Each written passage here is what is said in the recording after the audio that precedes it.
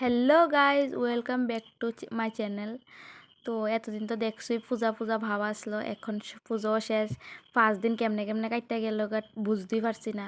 তো আজকে তো বাড়িটা একদম পুরো ফাঁকা ফাঁকা হয়ে গেছে, সব যার যেমন বাড়ির যাইতেছে গা, শুধু অতীতের মধ্যে আমিই রয়ে গেলাম গা।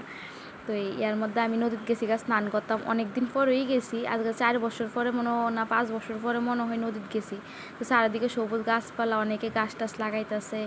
এখন তো গরমের সিজন না, তো নদী স্নান করতে খুবই মজা লাগছে। ঠান্ডা জলটা একদম, তো আমার ভাই বোনেরা এদিকে আমার লগে একটু পাইজলামি করে লইতেছে। তো স্নান টান শেষ উঠতে যাইতেছি গা। তো এই আমার ভাইয়ে আর বইনও এদিকে আমার লগেই ফাইজলামি করতেছে, একটু কইতাছে কিতা কিতা ভিডিও বানাস তুই, এমন এমন আমার কইতাছিল। তো এখন উঠতে যাইতেছে, উঠতে দেখি বাংলা দাদারাও যাইতেছে গা, তো তারা টাটা দিয়ে লাইতেছে আমরারে। তো ভাবছিলাম আমিও বাড়ির যাবো গা।